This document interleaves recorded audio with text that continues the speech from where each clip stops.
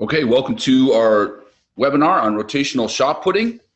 My name is Dan McQuaid, and I'm coming to you from beautiful Naperville, Illinois. And today we're going to hear about rotational shot putting from Jeff Rebholz. And hold on, I need to switch my screen. There we go. First of all, I want to do a thanks to Rob Lasorza of MF Athletics and National Throws. He's been really generous about tweeting information about our webinar. So thank you, Rob. And if you need to buy any implements, he's a great guy to talk to at MF Athletics.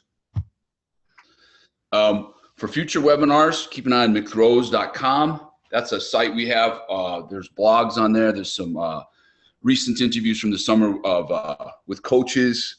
There's some predictions for the throws for London starting tomorrow.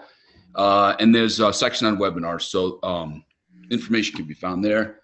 Also, you can email me at danielmcquaid@cust200.org. Hey, I want to talk about Jeff for a minute. I met Jeff because one of my throwers several years ago went to Carthage College and threw for Jeff, and he was a funny thrower in that he was really kind of undersized, about 5'9", 160 in high school. When he graduated, he threw the shot 47 feet and the disc about 153 or 4.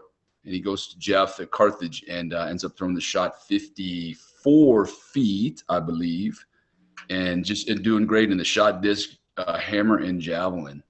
So I knew right away that good things were happening at Carthage, and I had the pleasure of meeting Jeff a few times, and you could tell he's just a great young coach, really enthusiastic, and he's going to share some things with you today that he's been learning about the rotational shot. At Carthage, he had 15 first-team All-Americans. Then a year ago, about this time, he moved to Towson University in Maryland, and then last spring, his first spring there, he had a young lady break their school shot put record and another break their school hammer record. So good things are going on at Towson now with Jeff. Hey, so Jeff, I'm going to ask you to go ahead and share your screen now. You guys out there listening, you'll be able to hear my voice. You'll be able to hear Jeff's voice. You're going to see his presentation. If you have questions, you'll be able to type in questions, and I'll feed them to Jeff. So without further ado, Jeff, I'm going to turn it over to you. Okay, thanks. So, thanks everybody who signed up and logged on to this. So, obviously when you're doing an online, webinar type of thing like this, it's, probably the most difficult thing is, trying to, determine who your audience is going to be and how to make a presentation for them. Ultimately I probably decided to go with something that is, maybe a little bit more, for a beginner coach, but, hopefully, anybody who's out there obviously, can get something from this. So, basically I'm going to go through rotational shot put progression. So, I'm not going to get into a lot of details on, the full throw. I'll go in a little detail about it, but mainly what I'm going to talk about is how I go about, teaching the shot put. If I was going to teach someone from scratch, how I would go about doing it. So I'll go ahead and get started. And Coach McQuaid, if, anytime there's any questions, feel free to interrupt. Absolutely. So, just some, overall key points, some beliefs that I have. So, one of the things you'll see is all these drills are done with a shot put. So, with the college athletes, for the most part, I don't spend a lot of time doing drills without shot puts. For at least rotational shot putting. Other events I might do more. But so I know a lot of people don't always have that luxury of always having a place to throw. I know some people are, during the indoor season, they're in a hallway or something like that. But, I'm lucky enough to have a place to throw pretty much year round. So, we do a lot of throwing.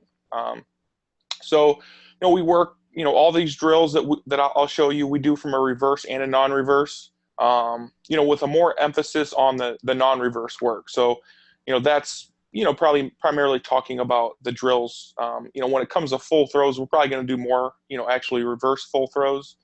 But I think it's very important to do things from a non-reverse to teach athletes to use the ground.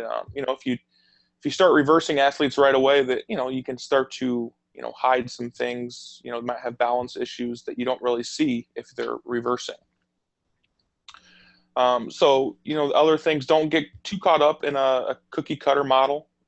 Try to find what works best for each athlete and go with it. That doesn't always have to, look the same. Obviously you're going to have some key points that you believe in, hopefully, but, not all athletes have to, have the exact same technique. Keep it simple. Don't overload the athlete with too much information during a session. I try to, when you get to know the athlete, figure out what type of, athlete they are. Sometimes athletes do well knowing the entire throw and knowing every aspect of it, and others have no interest in knowing. They just want to know, what they did wrong on that last throw. Just try not to give them, 3 cues on the same throw. I see, a lot of coaches, at meets, and it seems like they're trying to, tell the athlete everything they know about the throw, as opposed to telling them what they need to do, something simple that will actually help them, perform well at that time. The other thing, throw early and often. Obviously, if you have the facilities, try to get them throwing, as soon as possible. As soon as, they can get the shot off their neck and not break the wrist or something, try to get them throwing. If you have a place, if you're indoors and you have a place to throw, if you get a coordinated athlete, you can have them do some type of throwing that first day. So the first thing will be, and this basically will be taught from, the front of the ring to the back of the ring. So the first thing is a non-reverse stand throw. Obviously pretty simple. Everybody's probably seen this before. I'll still show a video, but just some basic things. Weight should start back over the right leg. Have to teach the athletes how to work the ground. So, that's an important part. When you get a beginner, they're not gonna necessarily have the strength or the ability to turn and work the ground and use their hips like they need to be able to. So that's something you have to teach. It's not something that is done in a lot of other sports. So it's not something most kids have developed, when you first start working with them. So that takes some time. And then obviously at the end, during the throw should be a turning and lifting action with the lower body. So, a little background on this athlete before I get going. So she's actually my best hammer thrower. And she will be a senior this year, and I'm, switching her to the rotational, which, normally I wouldn't do. But I think more than anything, she's just kind of mentally over the glide. She's thrown, 40, 41, 42, 43 feet, for about the last 4 or 5 years. It hasn't really progressed. So I think mentally she's kind of over it. It's her secondary event. And then, I watched her kind of throw the discus one day, just messing around, and, she moved really well, turned very well. So, I thought it would work, and she was willing to, to put in a little bit of work over the summer. She was probably only throwing the shot about once a week or once or every other week throughout the summer. And I got some video of her, so it's not the best, as far as, what you're going to see on the video is not something you're going to want your athlete to replicate 100%. But I think overall it shows the basic, what you're trying to accomplish. So, all right, I'll get going here. So I won't show this much just because it's pretty simple. So for the non-reverse, I really, especially for beginners, want them to really think about staying back and exaggerate, keeping that weight on the right foot, and try not to let that right foot drag. So she gets her chest maybe just a little bit too forward, but overall it's not too bad. So the other thing is I would recommend, your athlete for beginners, try to start back in a more static position.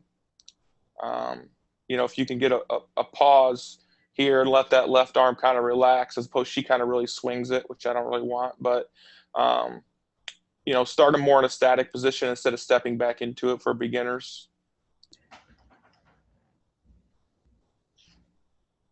Hey, Jeff, what do you teach as far as the left arm goes from that power position? What do you want her to do with her left arm?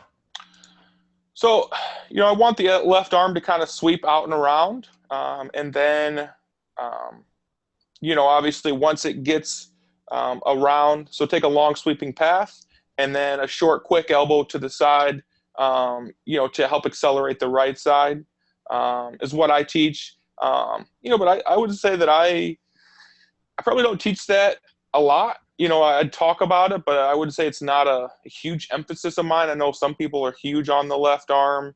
I'm not saying it's not important, but I tend to, a lot of times, over time, it seems to, most of the time I don't have too much problems with athletes' left arm, but yeah, that's how I typically will teach that.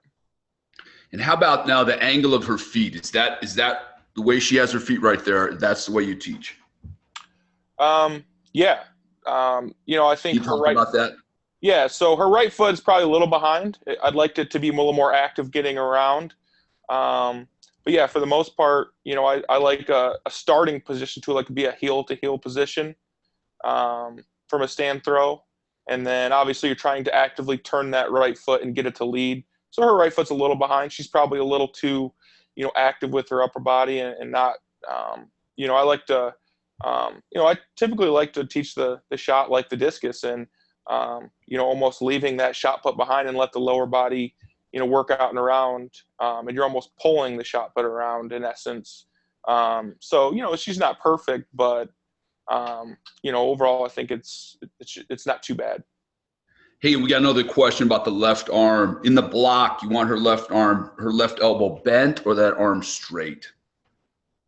So in this position, so I want it long, and then basically about right there is when, I would typically want it to start shortening.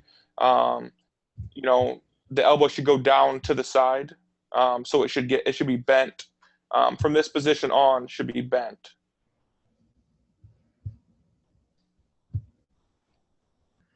So it's bending there, coming down to her side.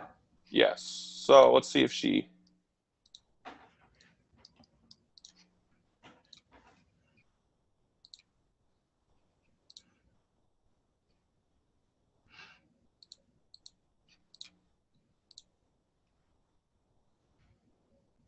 So she does an okay job. I think her left arm stays a little bit too long, but yeah, you want to, once you start bringing that shot put up and around, you want that elbow to go down and that left arm to bend, to help accelerate that right side through.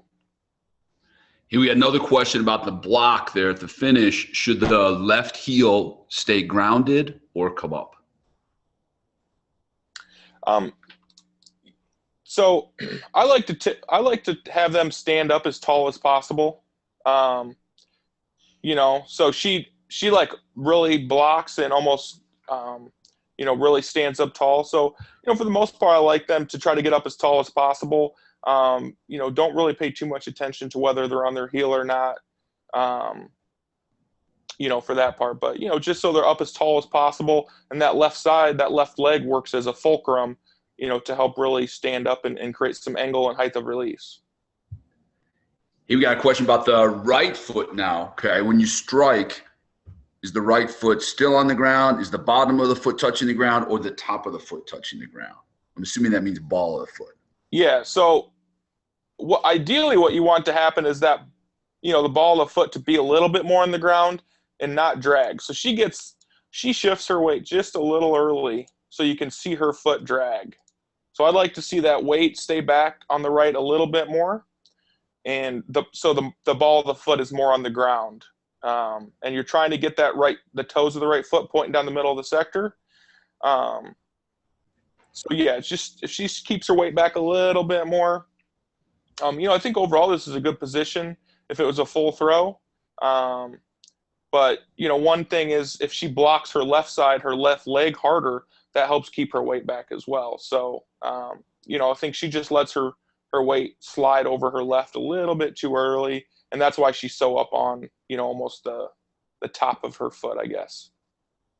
Hey, Jeff, she's new to the rotation, and probably a lot of us listening, are often teaching the rotation to, for the first time to kids, how do you get them to keep their weight back? I've had a lot of trouble with that because kids want to use, lead with their head or their left shoulder and pull into the throw. How do you get them to keep their weight back, like you said, and use that right side? Yeah, I mean, I do. I know I said I don't do a lot of drills without the shot, but that is one thing I will do is, have them stick a broomstick on their back. So get back in a power position. There'll be a broomstick on their back. They have both handles, and they're turning and trying to press up while keeping the weight back. And a lot of it is just, teaching that lower body the correct patterns and getting it to start first, as opposed to, everybody wants, the first thing they want to do is peek around that left shoulder, start swinging their upper body. So, it's really about just repetition and teaching, that lower body to turn first, and, and doing a lot of reps. So they're low, all those small muscles in their, their hips and groin and lower body, can also help assist with that turning of the feet and hips. So, sometimes that's just not developed. Go ahead. Do you use the eyes back cue with that to try to get them to free that upper body? Yeah, I try to get them to keep their eyes back, and I usually tell them I want their eyes looking the same direction as their sternum, and that's basically throughout the entire throw. So, and you'll see some on how some of her like half turns that we'll get to. She definitely likes to pull her head, which creates all sorts of issues. But it's really about, in a lot of ways, keeping that upper body passive as you work the lower body. Hey, one more question about the power position. When you're throwing fixed feet, that left leg, that front leg, is there going to be any bend in the knee, or is it going to lock out? So yeah, it's going to have a slight bend, and then it's going to have a lifting action and a straightening out action. So you can see a slight bend. Yeah. And then a lift. So I think that's pretty good what she did there. I think she bends a little too much, potentially, if we really wanted to analyze it, and maybe that's what causes her weight to shift too far over her left. But, for the most part, I would say the action she uses with her lower body is pretty good. So, obviously most of the time we talk about the force coming from the right leg, but, as you can see, there's quite a bit of force coming from that left leg at the end as well.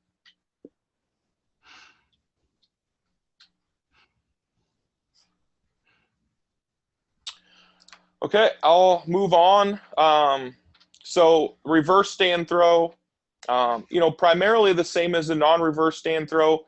The athlete is just going to switch their feet at the end.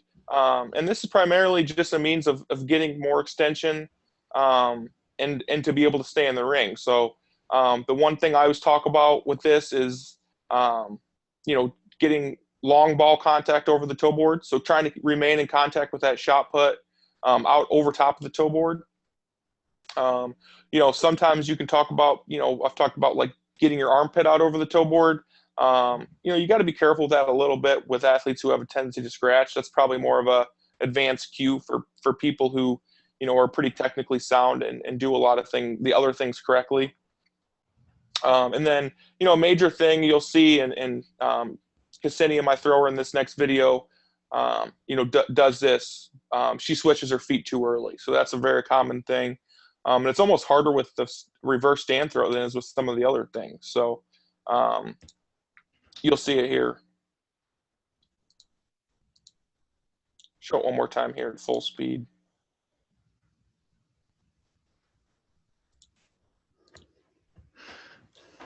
So you typically try to want to, stay grounded until that shot puts out of their hands. So, she, starts, again, she's kind of swinging that left arm, which I really don't like. Her weight's back. It's probably not back quite enough, so she needs to load up that right leg a little bit more. And then you can see that weight on this one really shifts over the left. And, she switches her feet way too early. And you can see she gets almost too rotational. For a stand throw, she really rotates around, which you're going to rotate around, but she probably gets a little too rotational because she leaves the ground early. Hey, Jeff, now you said she swings that arm more than you would like her to. She's just swinging it hard rather than being gentle with it, or is it in the wrong path? What's going on there? I'd say it's pretty much in the right path. I'd say it's just, how she's kind of bending it and wrapping it almost. She's winding up to really sweep that arm. Yeah, so I'm okay with the arm wrapping some, but it should be a little bit more straighter and maybe here, as opposed to wrapping completely around her body. And for the most part, for the rotational shot putting, I just typically like to teach more of a dynamic. If something we had kind of talked about, but like I said, we had only been working on this throughout the summer, sporadically. So sometimes things just don't carry over, and I just didn't happen to catch that this day. So typically I'm going to teach them just to come back, pause, get in a good position, and then start the stand throw from there. With a glider, I think there's some benefits of doing more of a dynamic stand throw. With rotational shot putters, I don't really think there's too much of a benefit of it. So would you recommend, again, for one of us, it's introducing a kid to the rotational shot. When they set up for their stand throw, should they be pointing their left arm straight back rather than wrapping it like that? Yeah, definitely more towards the back. Okay. Yeah, that's what I would say. Maybe not straight back, but definitely straighten it out, and maybe if it was pointing more back towards this grass right here. Okay. So yeah, that's one thing I didn't really touch on, but another difference when I teach a stand throw for rotational compared to a glider, it's not the same stand throw. It's you're going to be a little more upright, a little more narrower base. She's probably a little wider than she should be here. But typically your rotational stand put isn't going to be aren't going to be as wide of a base, and you're going to be a little more upright with your chest and shoulders.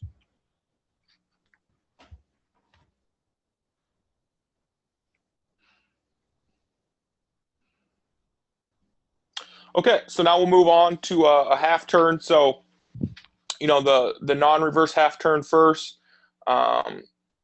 This sometimes people call this, maybe a wheel. There's other names for this. For now, we'll just call it a half turn. So, the athlete should try to maintain torque as they pivot. So again, we're trying to keep a passive upper body and let the lower body work first. Weight stage back over the right leg. And I always try to get my athletes to feel like they're sinking over top of that right leg as they pivot. So they're actually going to try to lower their center of gravity as they pivot.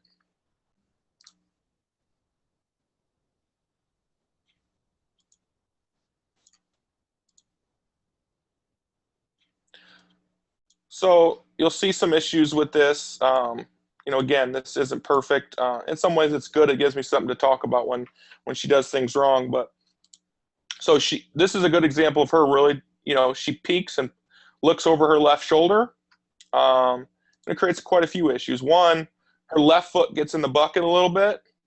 So her left foot just reaches over, this direction a little too much. And she opens up. And a lot of that's just caused by her what I do. Okay. A lot of that's just caused by her trying to peek, look over her left shoulder as she's pivoting. So, again, we want to try to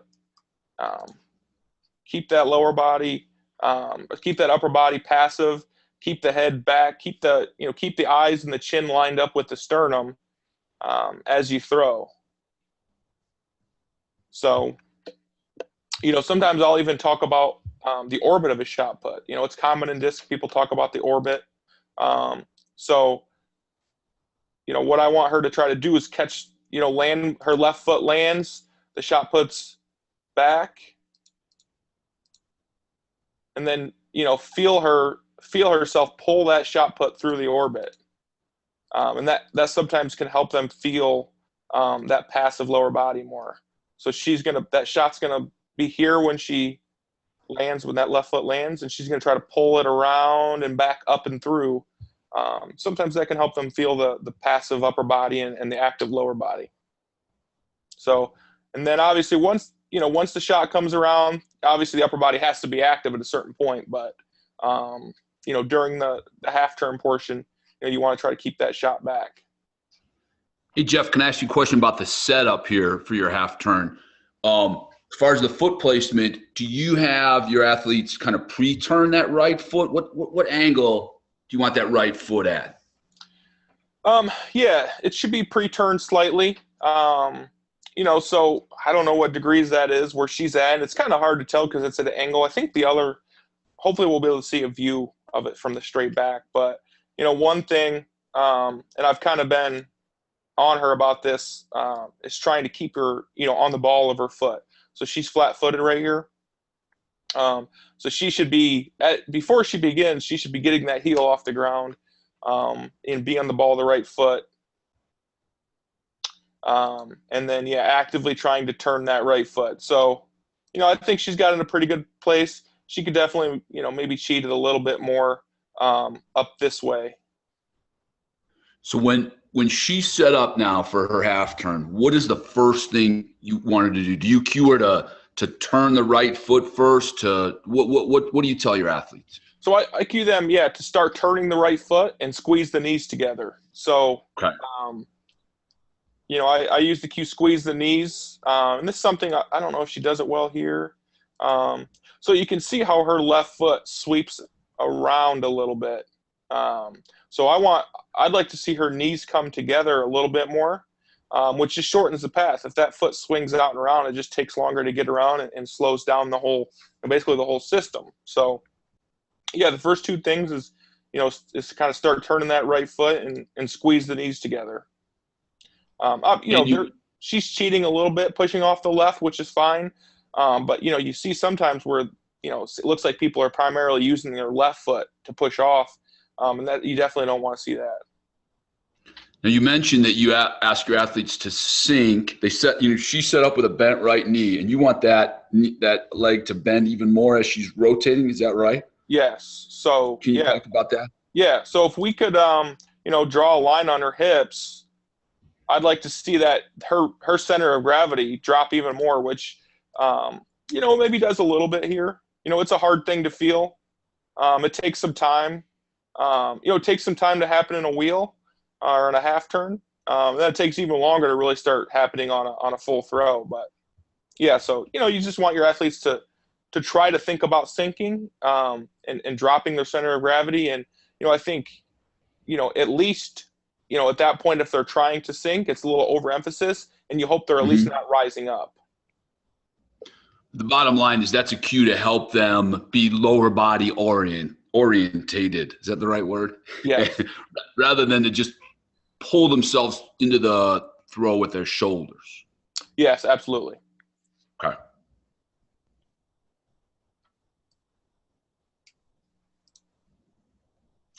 Okay, so and then half turn with a reverse, obviously kind of the same thing.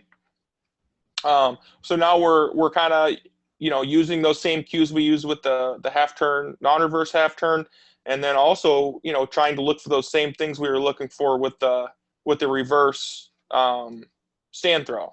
So still trying to get long ball contact, and making sure they're not reversing early.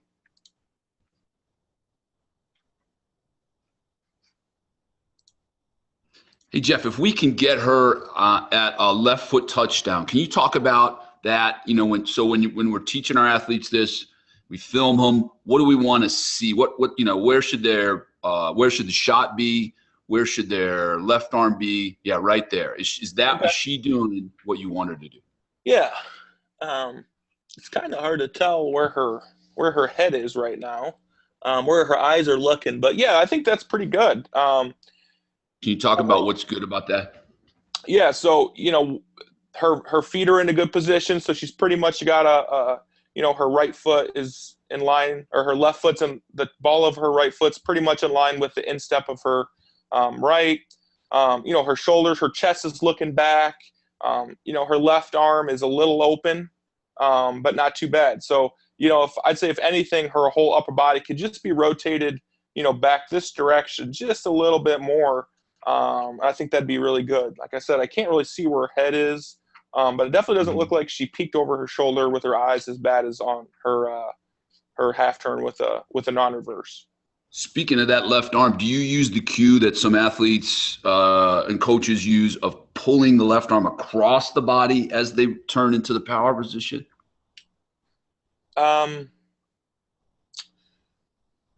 No, I don't. I'm trying to think exactly what you're talking about, but I don't think so. Like I said, so you're talking about from here or before this point? Before that point. So as she's beginning her wheel to the power position, would you ever tell her to pull that left arm across as a way to keep the shoulders back? Yeah. Yeah, I have done that. I'd say typically, I just want their upper body to almost stay motionless, and be torqued from the beginning and stay torqued. But I have used that cue. If somebody really had trouble with it, I would use that. I have, but I think that's, maybe an overcorrection in some ways. So I typically don't use that, but I have, if that answers your question. Yes. Okay, let's move on. If there's no more questions about that, keep going the wrong way. Okay, so this is just kind of the next thing is a triple half turn. So this is something you typically are going to do for beginners instead of doing a normal half turn. So it's just a half turn done 3 times in a row, and then you're going to throw on the final one. So like I said, usually, typically I'm going to use it for beginners. Or maybe athletes that just need more reps or struggling with the positions of a half turn. And this can also be done. I just showed one version. I don't even remember which one, if it was a reverse or non-reverse, but this is something that definitely should be done from both, reverse and non-reverse.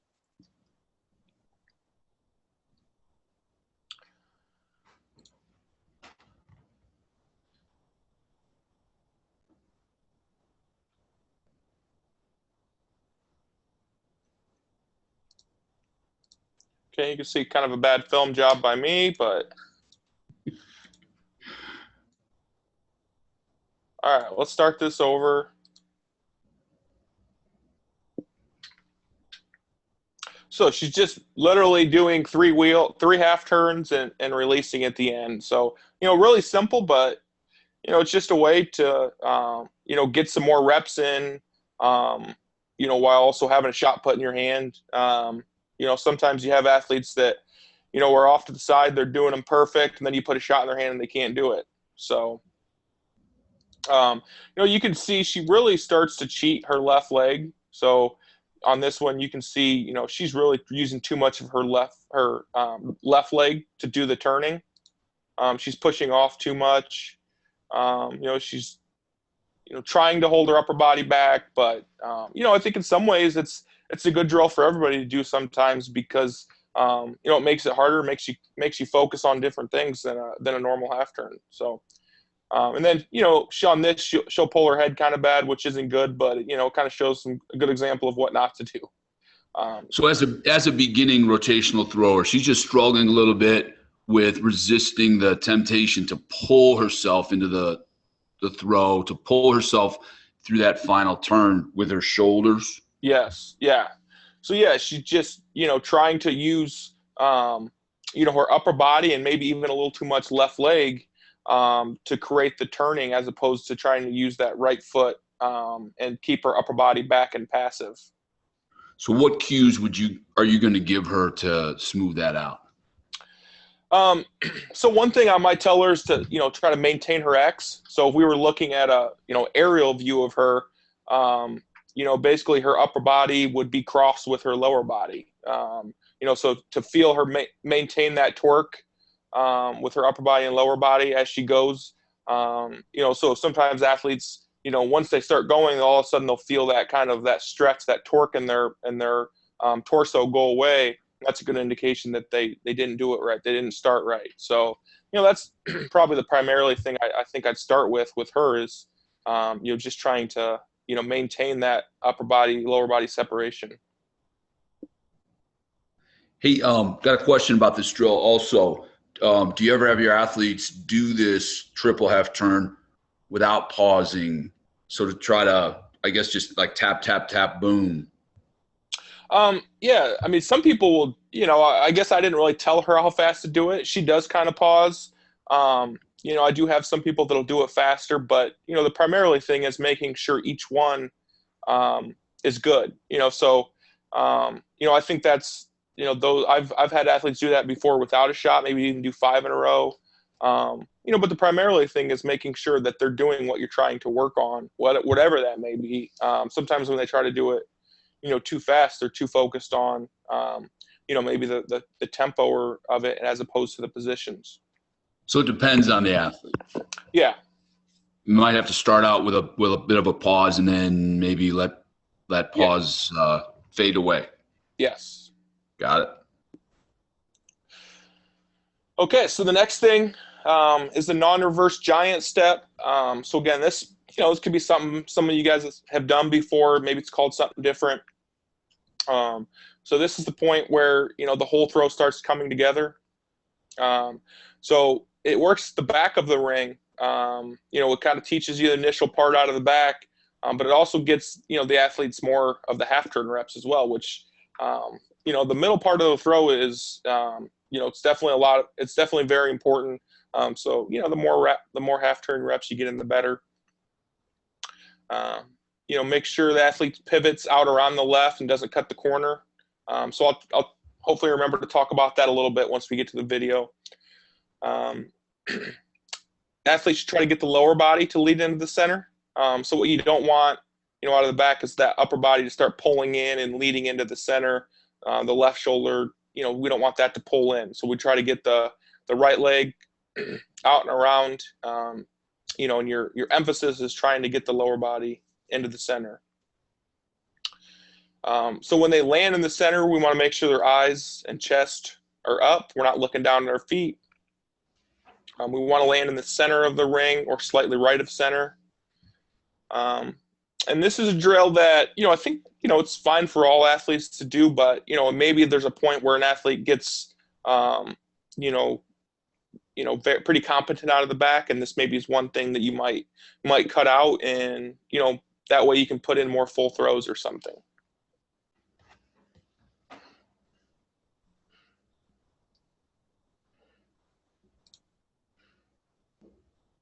Okay, watch it in full speed first.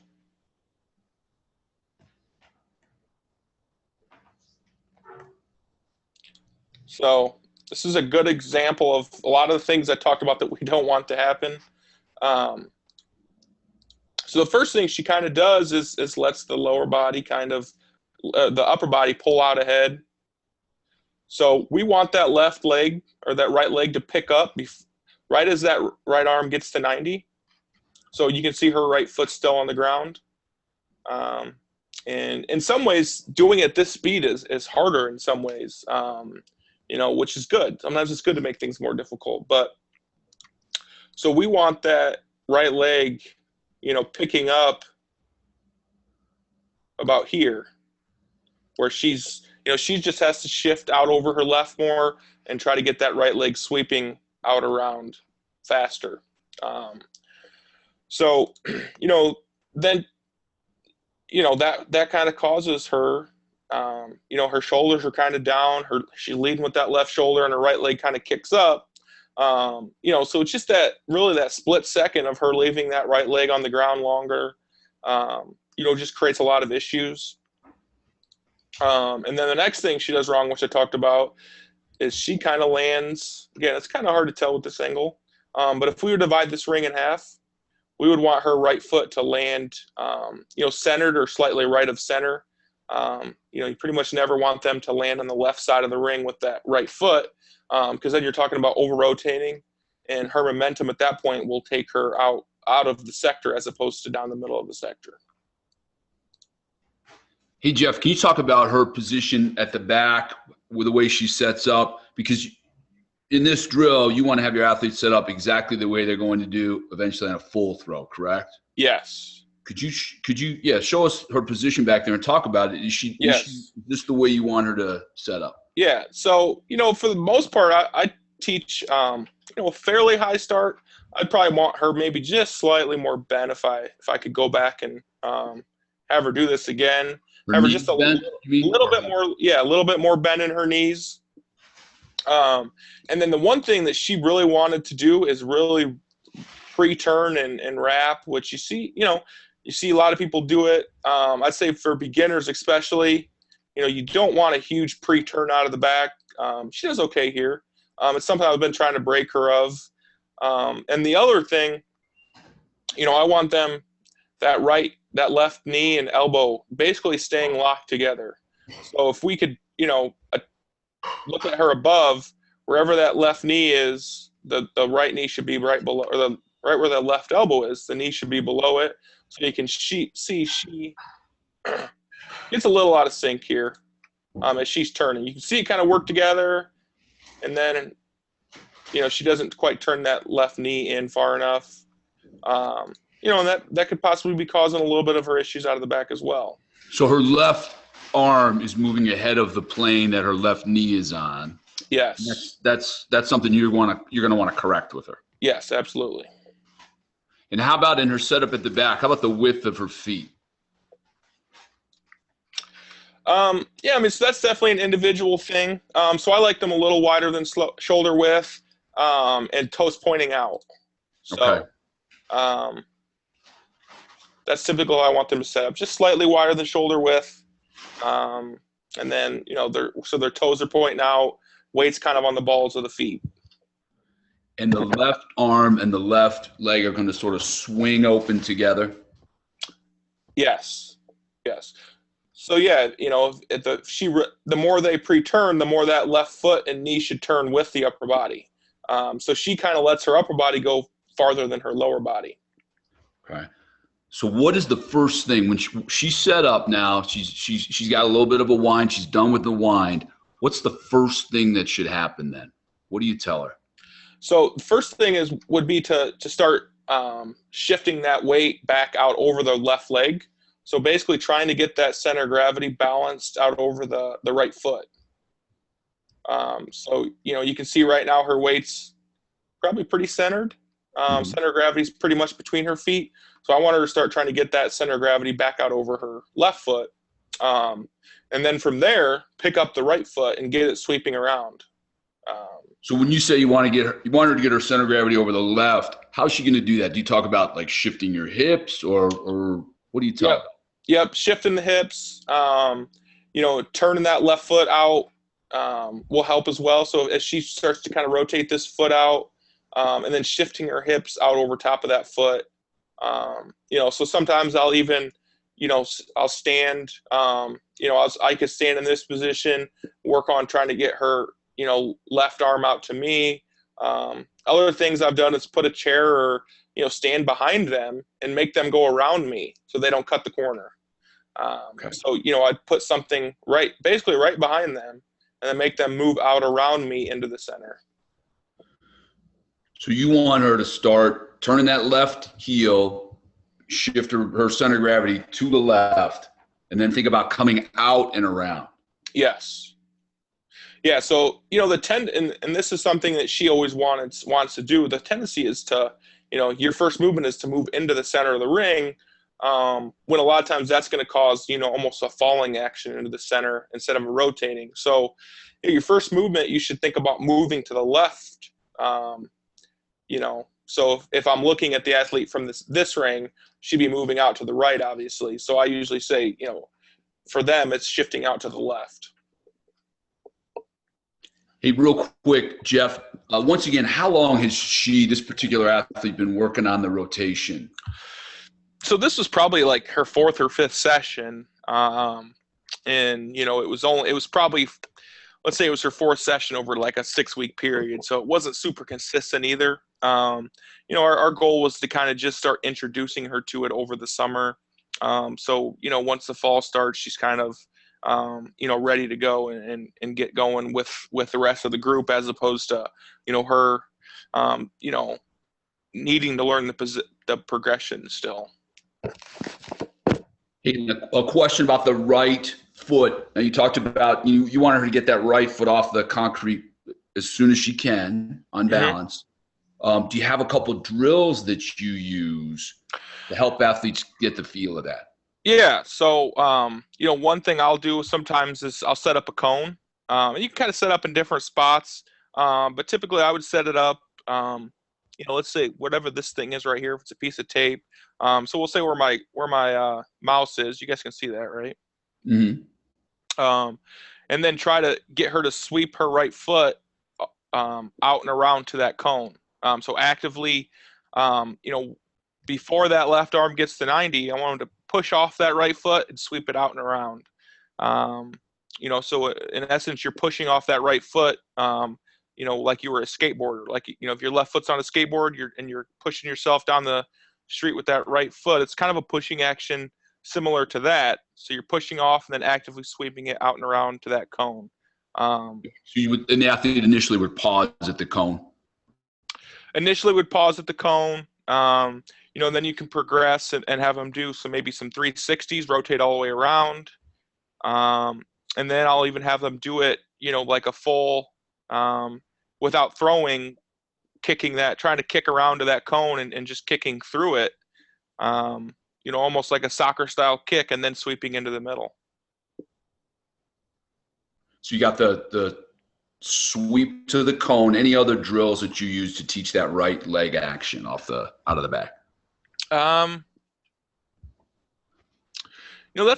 say that's primarily the one. Again, I think some things to look at if the right leg's not doing what it's supposed to be doing is, are you shifting correctly? Are you shifting at the right time? The right leg's not going to start sweeping if it has weight on it. If it does, you're going to have some type of hitch in there. So making sure you're unloading that right leg to get it sweeping is important as well.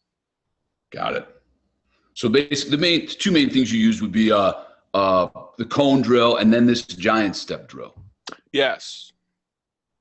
Got it. So yeah, I mean, for the most part, I would use this giant step drill, and then, if an athlete had trouble with it, that's when I would try to, get creative and get a cone out or do something. But, a lot of people have success, doing this with, if they learn, this way from the beginning and you're trying to get them wide out, get that right leg wide. Most of my athletes, I feel like, have been pretty successful, learning it this way. Got it.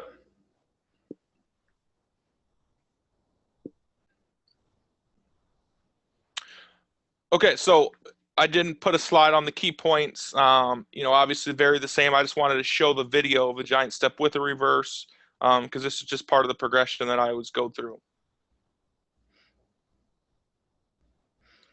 So this is she does a little better job of getting her right foot off the ground. I do.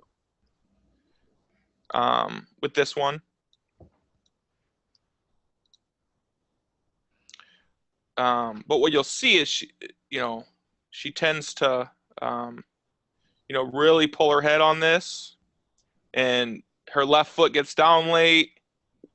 And, not to get off track here, but one thing, this is a good example of if you watch her reverse and where her momentum takes her, that's just a good example of someone being off balance. So I always watch their reverse. Their reverse, the momentum should pretty much, be straight down the middle of the sector. So you can see she's, the shot put's moving this direction, her body's moving this direction. So that tells you that she's losing some force. Is that an indication? I'm sorry, Jeff. Is that an indication that she's pulling her shoulders too much effort with the shoulder? In this case, I definitely think she pulls her head. Obviously, your head pulls, your shoulders pull. So in this case, I would say it's the head pulls. So then if you look, that causes her left foot to be late, which again just takes her momentum out, towards these trees as opposed to down the middle of the sector. So that's just something I always, try to watch where the momentum's taking them after the shot put's gone, just to kind of see, all right, our force is going the same direction as the shot put's going. So one other thing I'll touch on out of the back. So like I said, this time she does, a little better job of picking up that right foot, shifting, getting a little more balanced over the left. But now she kind of cuts it off a little bit. So she's a little narrower, and this is a little bit individual thing. I teach a wide right foot. So I want this right leg wide, long, straight, and out here a little bit more. So she likes to cut that right foot off a little bit. So that's one thing I look for, that right foot to kind of be like rotational out and around and then into the middle. And then, she does put it down in pretty much the right spot, and seems like she does a better job of keeping her eyes and chest up. But, so yeah, if we divided this ring in half, she's just slightly on the right of center, which is good.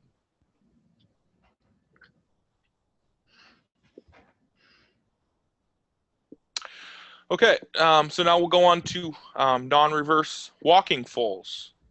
So this is a slightly slower version of a full throw, but it's not just a slower version. So the other difference is, we're trying to take away the flight phase of the shot, or of the entering the middle. We're trying not to leave the ground. So the athlete's always trying to have one foot remain in contact with the ground. This can help really teach the athletes how to use the ground and work the ground more.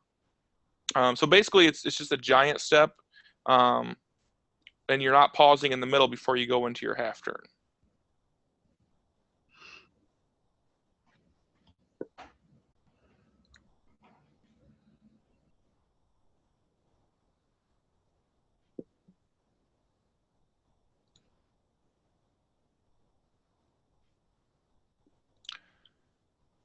So again, you can see how inconsistent she is, because in this setup out of the back, she's even turning even more. Her foot's turning even more. So, I guess what I'll say on that is just trying to depend. When I was filming these, I was trying to watch for certain things, and then you go back and watch them, and you realize that other things were terrible. But for the most part, the walking full is pretty solid. So, she does leave the ground a little bit, but not too bad.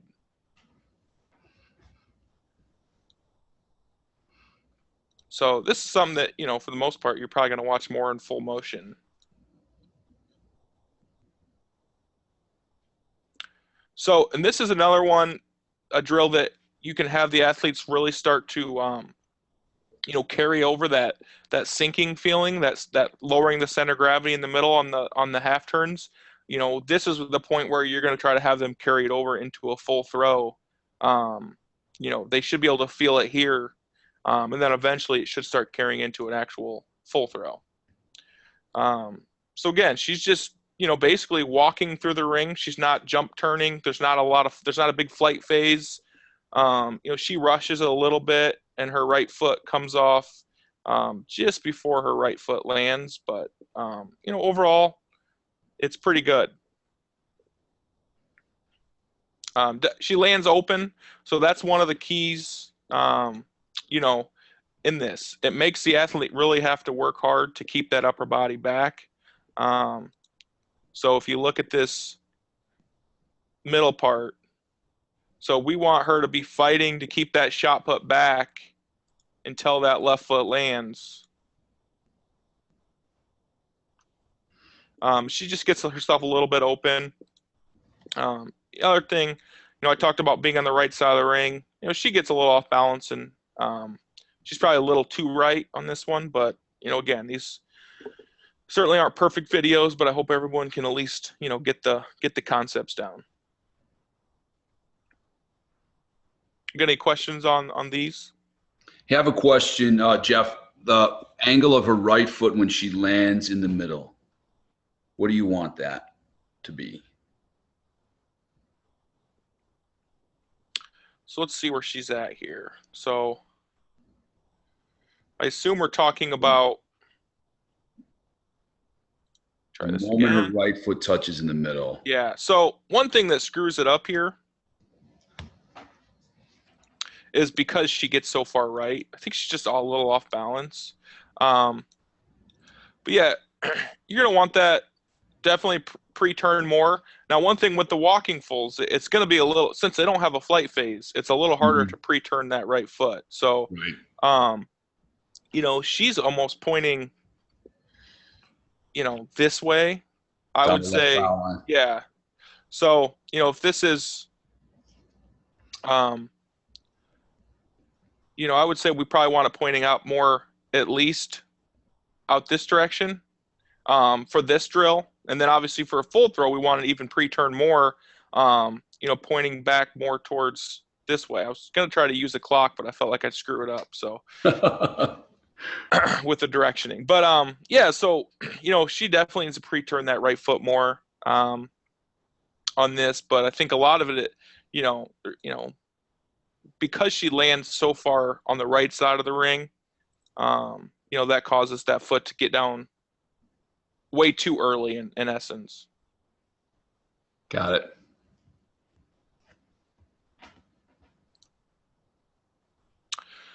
Okay, so similar concept here, but now we're reversing.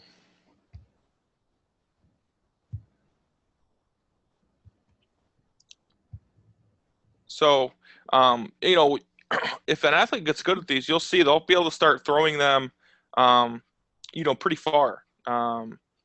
So it's interesting how they can go slow and they really learn to work that lower body, work the ground. I'd say upon first glance, the main thing I say is her reverse is, really bad, but I think she does a decent job of, the walking full part.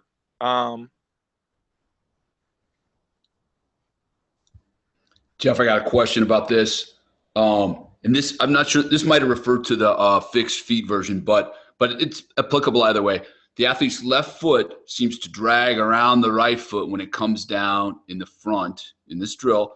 When she's going full speed, will you want her to bring the left closer and the foot higher to get it down faster?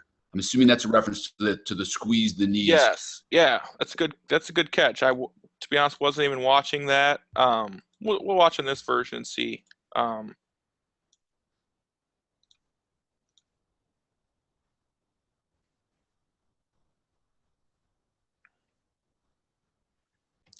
Yeah, so that's definitely, something that she would need to work on here. Her left foot definitely takes a long, wide path around, as opposing to try to keep those knees close together. And that heel should come up and try to get down to the ground as fast as possible instead of a slow drag around. So that's definitely something that she has to work on. I think sometimes with certain videos that I showed here, I might say like, hey, work on this. Then she really focuses on that and something else goes bad. But, I think in a lot of ways it's good, because I think we all probably have athletes who, have these similar issues. So it's good to be able to talk about them. Hey, we got a question about reverse now. Do you cue your athletes to elevate and go vertical, both feet simultaneously at the delivery in the full throw? Yeah, I guess I don't know if I teach it to go simultaneous, but I definitely want them to try to go vertical first. So one cue I use sometimes on the end of the throw is I talk about, going up and then out. So when they get to that power position and they start turning those feet, I want them to think about, lifting with that lower body and then pushing out with the upper body.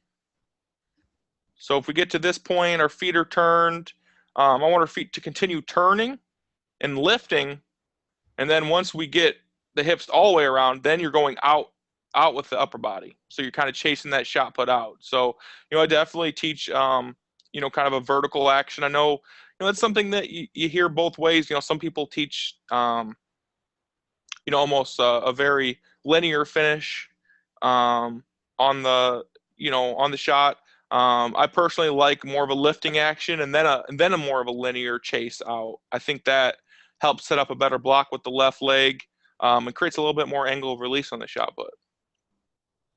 Hey, got another question about reversing, and I think this person read my mind because I was wondering the same thing. Let me just read you the question the way it's posted. One of my young high school discus throwers who's a non-reverse thrower does not want to reverse in the rotational shot. Their non-reverses are superior in both drills and full throws. Is there a need to push a rotational high school shot putter to reverse? Yeah, I would say no. I mean, I think there's so many different cases. I had a girl who was pretty successful not reversing. I'd say with her case, she was, pretty long, lean, athletic, had a really good arm in the shot. I just felt like she didn't have the body awareness to leave the ground and then come back out, and then to land and stay. So she non-reversed. So, I don't think you absolutely have to reverse. I think that, there's probably a reason that, most of the world-class people, do reverse. The one person I can think of that threw far from a non-reverse was Chris Martin. But, other than that, I can't think of a lot of people who've thrown far with a non-reverse in the rotational shot. But I think you definitely do it. And, maybe for certain athletes, it will work better. And, there's some advantages of non-reversing. You're going to remain in contact with the ground longer. You're probably going to be able to get, use those legs a little bit more, maybe in a slightly different capacity, but there's definitely some reasons that a non-reverse could work better for some athletes. I have another question in a similar vein. With someone new to shot putting, and obviously you're getting people that have thrown before, but probably a lot of people listening are high school coaches. Mm-hmm. Someone who's new to shot putting, would you recommend teaching them the glide and the rotation, or to jump right in the rotation, or what would you do? That's a good question. I feel like I've recently read an article with Ryan Krauser. He talked about, the glide really taught him how to finish the shot. And sometimes I've heard people talk about, spinning with a glide finish. So we're talking about really getting some extension and a linear finish. So, I think the glide, learning to glide first, could definitely help a rotational shot putter. But I think if I had to choose, I would say if you felt like somebody was a rotational shot putter, you were really confident in that, I'd probably start them off with a rotational right away. But, if you wanted them to start off with the glide, I wouldn't say that's the wrong way to do it either. Is there a certain body type that you think is more adaptable to the rotation, or is it just different kids flourish in different styles? I'd say typically, your shorter, stockier types are typically more rotational. If you have a 6'7" guy, they're going to have to be a really, really good, coordinated athlete to be able to rotate. So, that's typically what what most people want to stereotype, but, you see it work for everybody. You see the rotational work for everybody. And, there's also been some good, on the NCAA level, this year there was two pretty good gliders who made nationals who are not, what you'd think of your, typical, 6'5", 290 pound or 320 pound, guys. So, I think that, in some ways you can get too caught up on a body type, and sometimes it's just, maybe more about, other factors, too. Hey, another question, kind of a general question. When you're introducing an athlete to the rotation, this drill sequence that you showed us front to back, that's the path you'd recommend? Start with power position. Yeah. Obviously the first thing you'd probably want to do is teach them how to, hold the shot, teach them how to get it out of their hand, press it up against their neck, put position. For the most part, I would start, and this is kind of the order I would do it in. I think that, there's certain people who they start doing full throws from day one. And I think that, in a lot of ways, you miss out on a lot of things by not doing the stand throws, the half turns, and, those type of things that really teach the athlete how to get that lower body, into the throw.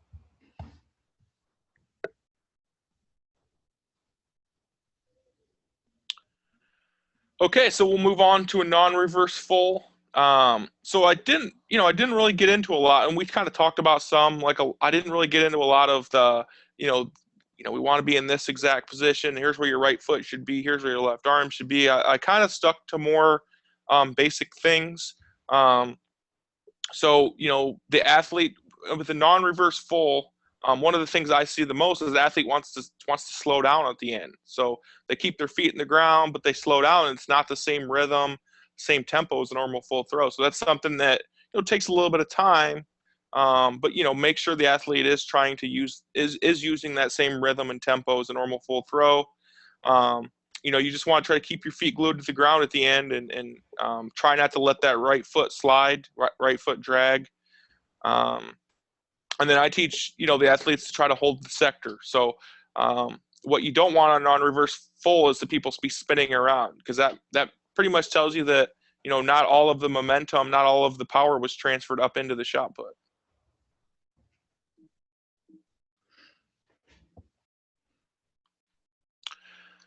Okay, so here's an example of a non-reverse full.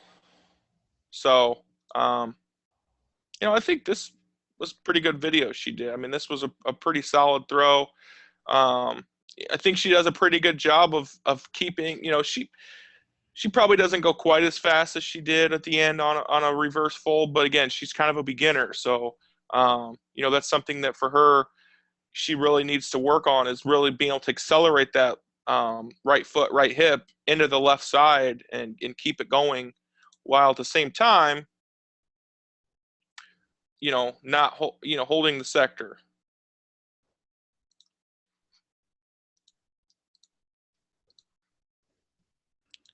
So she gets a little bit short out of the back, so she kind of cuts that right foot off again, brings it in. I'd like to see her keep it a little longer, a little wider.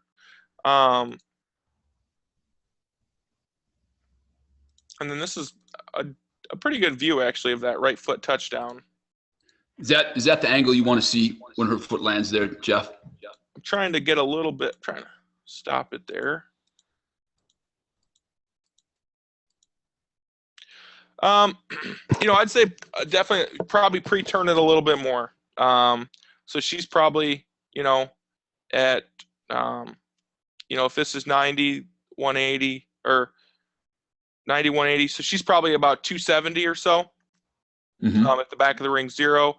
I like to see her get it more, somewhere between 270 and 0. So she's a little bit early getting that right foot down. I like to see her pre-turn that right foot a little bit more.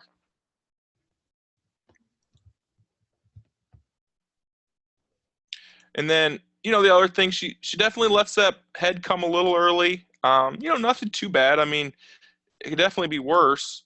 But here is when you're really trying to get them to keep that shot put back, keep the upper body passive, let the lower body work until you get those feet down. And then what I mean by holding the sector is, she pulls off just a little bit, but that's common. So, you want them to be able to, keep their chest at the sector for the most part. So, if they're spinning around, that tells you that, a few things are going wrong. Primarily they're not blocking very well. So they're not blocking with the left leg, and transferring that momentum up into the shot. It's kind of basically, just rotating around. So, I think that's pretty important for a non-reverse full, is trying to keep them on the sector while accelerating the lower body. Sometimes you'll get athletes who can do, they'll start accelerating the lower body, but then they're starting to really spin around, and they're not blocking with that left side well enough. Hey, Jeff, a question about the left leg coming out of the back. Okay. When do you want the thrower to get off the left foot, out of the back, and to get her knees together? Does she need to have her knees together when she lands on the right? Well, the knees together thing is probably more of an exaggerated cue. So we're not actually probably ever going to get the knees completely together. But she could definitely be closer than she is, for sure. But So is her left foot staying down too long at the back? I think that's maybe what that questioner was getting at. yeah, I think one thing you'll see if they stick on that left foot long, they over rotate and they end up, going towards those trees. But she ends up down the middle of the ring, but she definitely does have a slight delay on that right foot. So, I'd like to see her maybe get off that left foot just a little sooner. But I think one thing for her is she doesn't have much linear drive. Especially she's only probably like 5'4". And that's something that, the taller the shot putter is, typically they're going to be more rotational in general. With a shorter shot putter, you want them to be rotational, but there's going to be a little bit more linear drive. So I think with her, she's probably done more, like walking fulls than she's done actual fulls.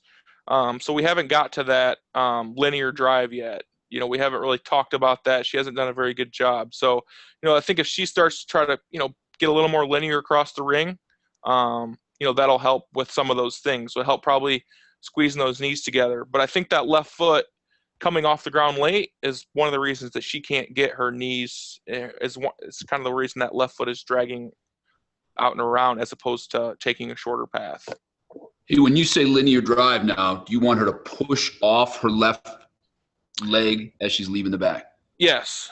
Yep. For her, again, if you have a 6'5" super athletic guy, there's probably not going to be a lot of drive off that left leg. Because there's not enough room? Not enough room. Yeah, you're just trying to get your feet down and get in a good position. So, but her being, 5'4", she's a pretty solid athlete, but, definitely, not super explosive. So, with her, I definitely would like to see her eventually starting to be more linear. But, I think that's an easier fix than other things. So it's not something I focused on much with her yet. So, and then I'll kind of talk about, is there any more questions about this? When you say now the linear drive, is she like flicking off of her ankle to create linear drive? Is she driving hard with that left? What do you want her to do? I would say for her, it's probably more of a drive, a harder drive off her left. Again, with a taller person, it might be just a little flick, a little push off with the ankle out of the back. So, but with her, I think, we're trying to get her to push across the ring, without obviously, getting out of position. Obviously she can't use her lower body to get across or upper body to get across the ring. So it's just basically about driving off that left, enough to get a little bit more linear, get across the ring, but at the same time still hold those positions. So it's a combination of driving with the left and pulling that wide right leg back in. A combination of those two forces, kind of? Yes. Yeah, and the other thing is, I teach, an active right leg. So the more active, they are out of the back here, trying to get that right leg around, and sweeping into the middle, that momentum can help you get through the ring too and help you get across more. Would you say the ultimate goal here of pushing off of the left foot, pulling the wide right leg back in, is to get the feet down quickly with the shot back? Is that what we're looking for? Yes, absolutely. So the quicker we can get the feet down, the better. But what I really don't like is when people, I don't really like someone who's really up and down either. I've seen people that really are, almost jump out of the back and then they completely land. They almost land simultaneous in this position. Mm-hmm. So I think when you do that, you kind of take, away for some of the work the lower body can do. So I definitely want there to be some time in this position, not this exact position, but my point is with the right foot on the ground, turning with the ball back and the left foot still not down yet. So I think that's a position that's important, to kind of create some stretch and some torque, and let the lower body, do more work. Got it.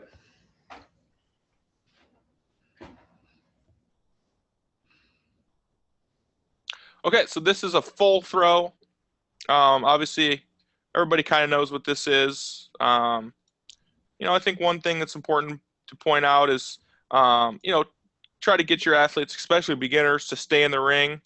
I think the hardest thing is sometimes with rotational shot putters is developing that skill and awareness of where they're at when that shot put leaves the hand to be able to pull themselves out. There's a little bit of skill involved with that. So, getting them to work to stay in during practice. You can see she doesn't like, this is a good example of a throw that probably could have been saved. But she just doesn't work hard enough to try to save it. She kind of turns around more and kind of peaks. You can see she's in a hurry to kind of get her head around here and watch the shot put land, as opposed to trying to save it. But, sometimes it's hard to get athletes to save it in practice, but it's something that, is pretty important. But I think overall, if you're doing a lot of non-reverse work, and their reverses, the timing's right on the reverse, the athletes should be able to stay in. So again, she's definitely not perfect technique-wise. She cuts her right leg a little bit early, a little bit narrow for me out of the back. But, I'd say for somebody who's, most athletes, aren't going to, if you have a beginning thrower who's never thrown anything before, probably are not going to turn this well. She's never been a rotational shot putter before, but, thrown the discus around, growing up a little bit. So she has experience rotating. She's thrown hammer for, 7 years or so. So, she's not your typical person who's, you're teaching to throw anything from scratch. So the next thing, and this will be, I'll show you kind of one other drill you guys have probably seen before that's can be used to work the linear part of the throw. So these are what I call, blending drills. This is a John Smith concept, if you guys know who he is. And he's the Ole Miss throws coach. So he does this with a lot of his different, the events. So some examples of blending drills would be a touch and go South African. So that's just a, rotate to 90 degrees and then a South African followed by a full throw. And then a walking full followed by a full throw, or a non-reverse full followed by a full throw. So you're alternating these, and you're trying to work on specific things. So if you're doing a walking full, maybe you're, working on, trying to keep the shot put back more in the middle. Then you're going to follow it up with a full throw. A non-reverse full throw followed by a full throw. That's a great drill to work on staying in the ring. So maybe that's something you do pre-meet, and you have them do a non-reverse full, followed up with a full throw with a reverse, and typically that'll help them stay in. And then the next video will demonstrate the touch and go South African. So this, I didn't save the best video for last. This might be her worst work yet. This is something she hasn't done at all. This isn't something I had put in her progressions, so I actually just made her do this once for the purpose of the video for this presentation. So, the hard part is it's just kind of awkward sometimes doing the South African is almost a skill in itself, so I don't use it a lot. But, sometimes if an athlete does have trouble with that linear aspect of the throw and getting across, this is a good way to work on it. So I just like to add that tap to 90, just so they work on the back portion as well.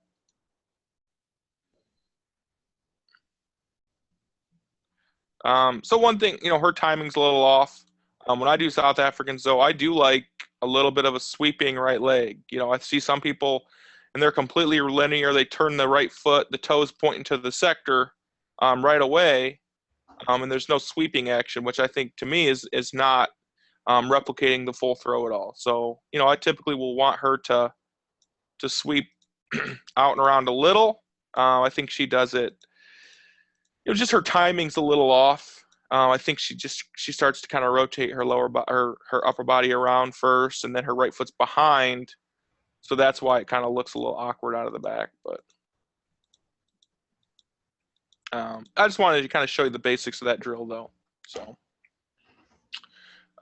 that's, again, this is something you could do as a blending. You could do it on its own, or you could do as a blending drill, alternating this, and then doing a full throw, alternating this, going back to a full throw. So I think that's very useful for certain athletes. And then I just put together a little. Actually, I didn't put it together. This is actually an example, pretty much what I used with one of my girls this past year. For about the first 5 weeks of the season, we pretty much just did these 3 shot put workouts, and for about 5 weeks in a row. And she went. I'm not saying this was some secret workout or anything, but she went from 43 feet to 50 feet in 1 year. So, she pretty much used most of these progressions and used this workout for a good portion of her season. And this isn't the girl that was in these videos. This is a different girl. I just wasn't able to film her over the summer. So she threw shot put 3 days a week. She also was a pretty good hammer thrower. She is a pretty good hammer thrower. So I left the hammer on there so you can kind of see. So hammer was Monday. She threw hammer only. Shot put. She only threw shot put on Tuesday. So this was the day she threw the most. So you could tell she's, I believe in throwing quite a bit. We throw into nets with a lot of our drills. Basically, we'll throw into a net until we get to full throws. So, it's a good way to get a lot of reps in. So she's alternating a 12-pound shot, a 10-pound shot, and a 3.5. So basically 2 heavy shots and a light shot. She's alternating those. So she would take, to start off here, she'd take a stand throw with a 12-pound, stand throw with a 10-pound, stand throw with a 3.5K, and then she would go back. So that would be 3 throws, and she'd go back through that one more time. That would be the 6 stands. She basically followed that all the way through. So you can kind of see the progressions. Here she threw 5K, 4K, 3K, same thing, alternating each throw. And then pretty much pre-mate days, I usually just throw a 3.5K shot. I think for the most part, 3.5K or an 8-pound shot. For a lot of athletes, we'll kind of replicate the speed with a little adrenaline and a meet. So that's typically what I'll do pre-meet. Hey, Jeff, would you recommend the average high school kid, boy or girl, throw with a variety of weights like this? Yeah, I'd say if you can. If you can get the different, shot puts luckily are sort of cheap compared to some of the other implements, outdoor shot puts anyways. So I'd say, yeah, and you might not want to start, maybe you start throwing, a 10-pound, 4K, 3.5, okay. So a 10K, 10-pound, 4K, and then an 8-pound shot, something like that to begin. You're probably not going to want to put let's say you have a high school freshman girl, you might not want to throw a 12-pound shot in her hand. Right. But I'm huge into alternating, varying weight implements. I think that's a huge part of the success, that I've had as a coach. And why is that? What does the variety of weights do for the athlete? I think heavy shots, have, they serve a purpose of specific strength. I think they also serve a purpose of, being able to feel positions, and, being able to learn to apply force into the ground and transfer it into the implement. I think sometimes with a heavier shot put, that can occur at a faster rate than a regular weight shot put. Light shots, I think, have the advantage of, teaching speed, basically teaching your nervous system to, go fast. I think an interesting thing that was actually just on the Mac Throws message board recently, somebody talked about, a light shot in essence, doesn't teach you to hit the gas pedal harder, but it teaches you to let off the brakes more, which allows you to go faster. So I think that's, kind of in some ways explains what a light shot put can do for you. Got it.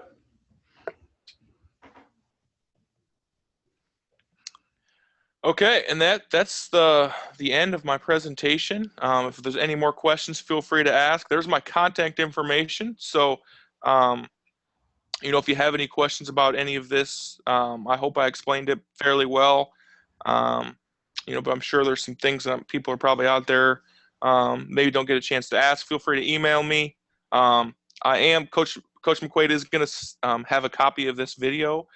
So feel free to reach out to me and I can get it to you. I might not have it for right away, but I'm sure within a few days or a week I'll have a copy of this video. So feel free to reach out to me. If there's any questions, about any event, hopefully I'll be able to answer. Hang on, Jeff. Just got a question right here.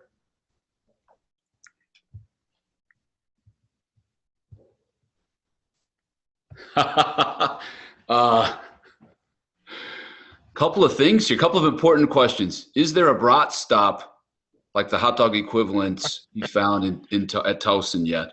No. The the seafood's much better here. The pizza's not as good. The brats aren't as good. So that's some of the disadvantage of living in Baltimore, I guess.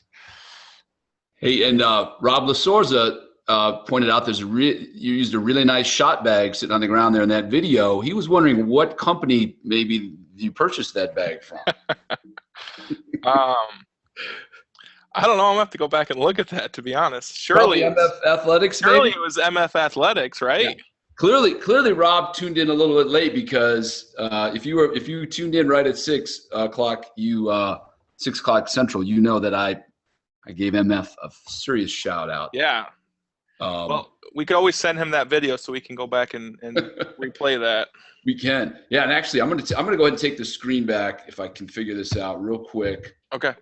To show that, those quick introductory slides that I did, just for people who got in a little late. Here we go. Wait, hold on. There it is. So, Rob, I did not forget you. Thanks to Rob. I don't know if you know Rob, but he works for MF Athletics, and they sell great stuff. So, if you're looking for shots, discs, anything with the throws, get a hold of him. And he's on Twitter. He runs the National Throws account. And thank you so much, Rob, for publicizing our webinar. And there will be future webinars. We're going to have many more on the throws. We're going to have a really nice hurdles one in the fall. Got a really great local, I'm in the suburbs of Chicago, really great local distance coach who's going to weigh in this winter, and got some big plans. So check out mcthrows.com. Any questions to me, I'm daniel.mcquaid@cusd200.org. I think that's in some of the reminder emails that you get. But yeah, if you want a video of this, contact one of us and we'll get it to you. And if you have any questions, any comments would be great too. We'd love to get any suggestions that anybody has. And that's about it. So we're about to end this thing. Jeff, any last comments? No, thanks everybody. Everybody who, showed up and joined. Thanks everybody for attending. Yes, thanks much. And, get a hold of either of us with any questions. Thank you so much. And we are going to, where did it go?